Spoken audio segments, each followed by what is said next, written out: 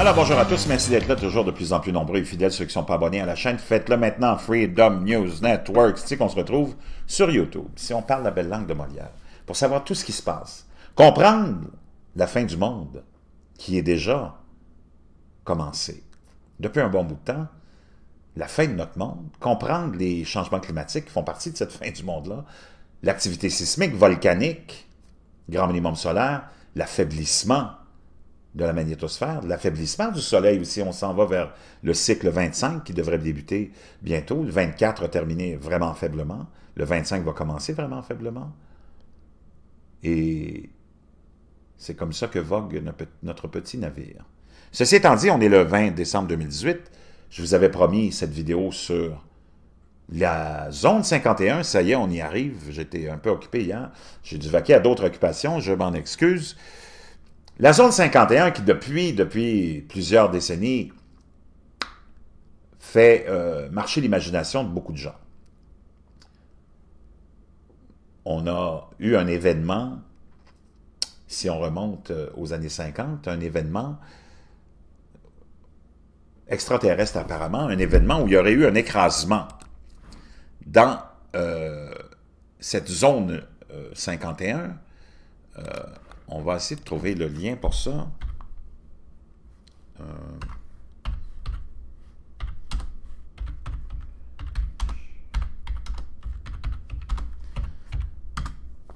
Dans l'événement de ce qu'on appelle Roswell.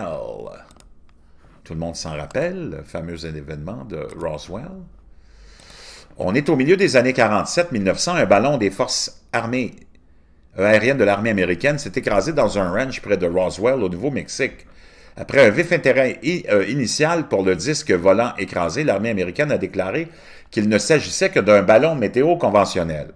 Mais c'est pas ce que nos médias, à l'époque, proclamaient.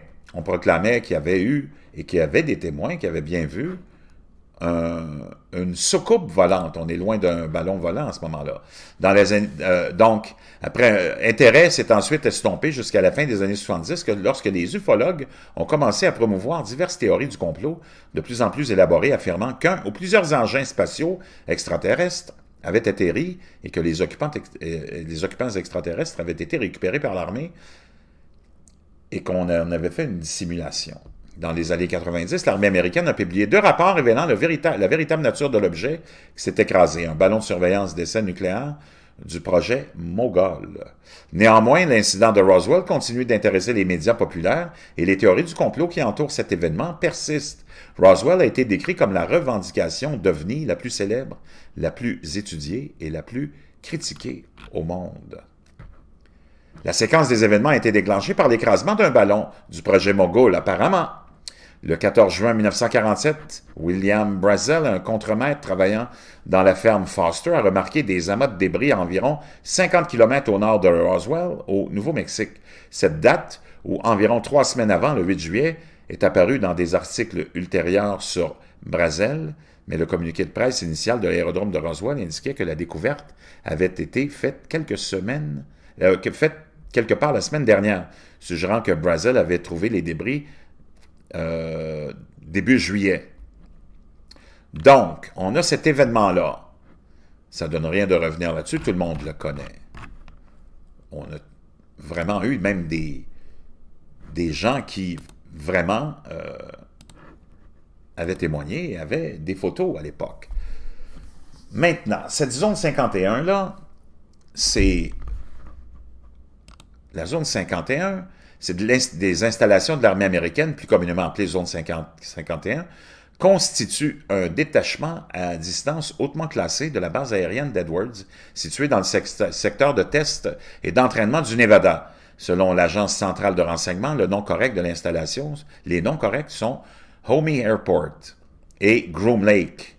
Si le nom zone 51 est utilisé dans un document de la CIA de la guerre du Vietnam, l'établissement a également été appelé Dreamland Paradise Ranch. On peut voir cette fameuse zone 51 ici sur une image satellitaire. La zone 51 est située dans une partie du Nevada à l'ouest des États-Unis, à 134 km au nord-ouest de Las Vegas. Situé en son centre, sur la rive sud du lac Groom, se trouve un grand aérodrome militaire. L'armée de l'air des États-Unis a acquis le site en 1955, principalement pour les essais en vol de l'avion Lockheed U-2. Apparemment, la zone autour de la zone 55, y compris de la vieille ville de Rachel, sur l'autoroute extraterrestre, est une destination touristique populaire. La base rectangulaire d'origine de 9,7 km sur 16 fait maintenant partie de la boîte à peignoir, une zone rectangulaire de 37 sur 40 km d'espace aérien restreint. La zone est reliée au réseau routier interne du site d'essai de Nevada. Donc, cette zone 51, apparemment, est utilisée exclusivement par l'armée pour des projets secrets, entre autres, où on y aurait développé les fameux avions furtifs et ainsi de suite, avec le temps, et a été aussi utilisé par la Commission de l'énergie atomique. Mais tout était toujours fait dans le secret.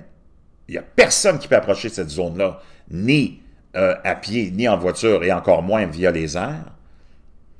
Beaucoup de personnes allèguent aussi que les missions Apollo ont été filmées sur ces territoires du Nevada. Beaucoup de choses tournent autour de cet endroit où on a vraiment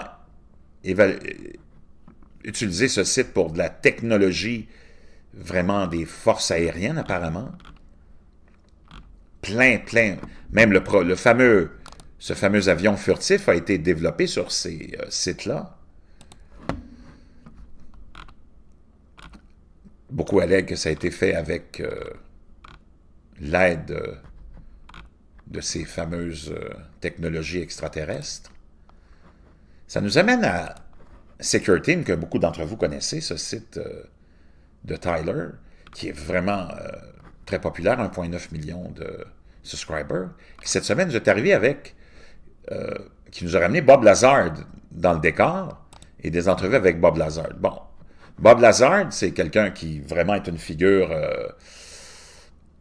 hautement qualifié et respecté pour la communauté des ufologues et vraiment crédible concernant cette fameuse zone 51. Bob Lazar, né le 26 janvier 1959, affirme avoir travaillé sur l'ingénierie inverse, la technologie extraterrestre, sur un site appelé S4, à proximité de la zone 51, installation d'essai, et que l'OVNI, utilisation propulsion par onde de gravité. Il est alimenté par l'élément 115, non encore découvert. Il affirme en outre avoir lu des documents d'information du gouvernement des États-Unis décrivant la participation étrangère à des activités humaines au cours des 10 000 dernières années. Les affirmations de Lazar ont abouti à porter le site secret, la zone 51, à l'attention du public. Les universités dont Lazar prétendait détenir des diplômes ne montrent aucune trace de lui. Il possède et dirige une entreprise de fourniture scientifique. Lazar est chargé de porter le site d'essai secret, la zone 51, à l'attention du grand public. En mai 89, Lazar est apparu dans une interview spéciale avec le journaliste d'investigation George Knapp sur la chaîne de télévision Class de Las Vegas sous le pseudonyme Dennis et avec son visage caché pour discuter de son prétendu emploi à S4, une installation auxiliaire dont il a affirmé qu'il existait à proximité de la zone 51 de l'armée de l'air américaine. Il a précisé que l'installation était adjacente au lac Papoose, situé au sud de l'installation principale de lac Groom, ou de Groom Lake, et comprenait des hangars et aéronefs dissimulés dans une montagne. Il a dit qu'il était impliqué dans l'ingénierie inverse de plusieurs soucoupes volantes. Il est apparu sous son propre nom et a été démasqué lors d'une entrevue avec Knapp en novembre de peut-être la même année. Lazar affirme que l'élément atomique 115, Moscovium, découvert plus tard en 2003, alimentait la propulsion des véhicules étudiés, ce qui a permis de générer des ondes de gravité.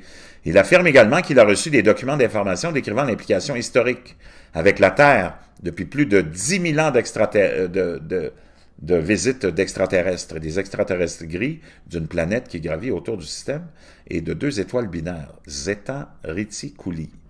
L'histoire de Lazar a attiré l'attention des médias et a suscité la controverse et à quelques partisans. Cependant, la majorité de la communauté scientifique reste sceptique.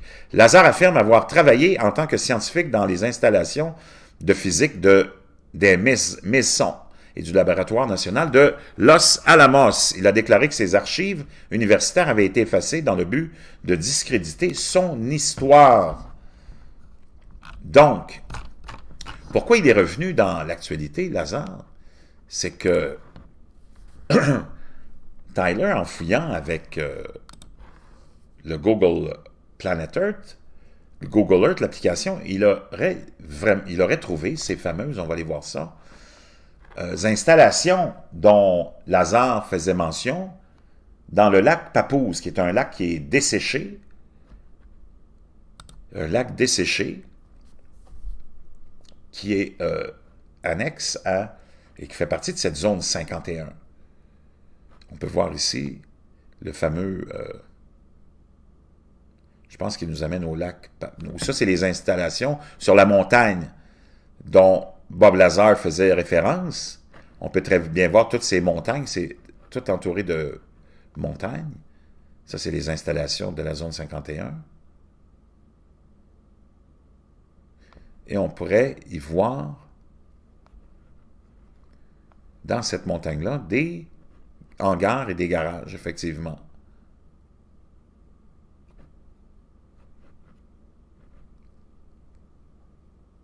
Juste ici.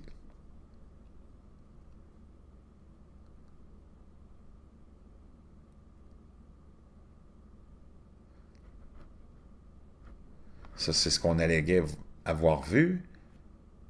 Et ce qui existe. Il aurait mis la main là-dessus via Google Earth, l'application de Google Earth.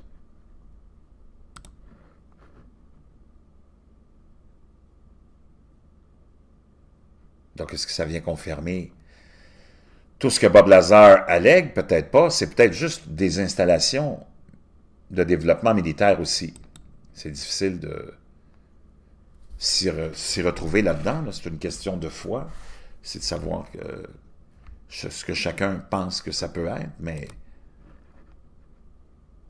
selon ce qu'on pense voir ici sur ces images de Google Earth,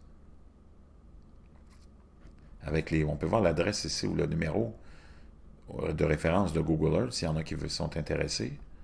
Le numéro est là. Et ça nous donne, dans le flanc de cette montagne, des entrées assez étranges.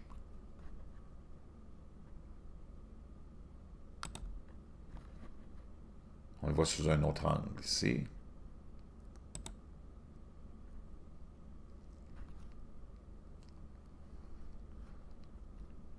Donc, est-ce que c'est une,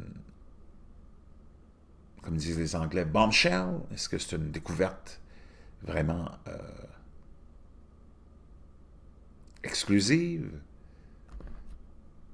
Est-ce que ça vient confirmer ce que certains croient déjà être une réalité, que la zone 51 est vraiment un endroit où on a mis la main sur des technologies extraterrestres et on l'utilise pour développer de la technologie. Donc, vraiment intéressant. Je voulais vous partager ça parce que je sais qu'il y en a beaucoup qui aiment ce genre de sujet-là. Donc, le lac Papoose, c'est un lac qui est asséché dans le comté de Lincoln, dans le Nevada, aux États-Unis. Le lac se trouve dans la parcelle de terrain appelée installation de Groom Lake, aussi appelée zone 51, et constitue une zone restreinte. Vous savez qu'il est complètement interdit d'aller sur cette zone-là, au risque d'y laisser sa vie. Donc, nouvelle intéressante, une découverte de cette zone 51, de ces fameux hangars dont parlait Bob Lazar à l'époque, dans ce fameux lac Papoose. Il semblerait qu'ils sont vraiment là, ces installations-là. Et c'est de ces installations-là dont Bob Lazar parlait à l'époque. Donc, je voulais vous le partager, vous ferez ce que vous voulez avec, mais il n'y a pas de fumée sans feu, apparemment.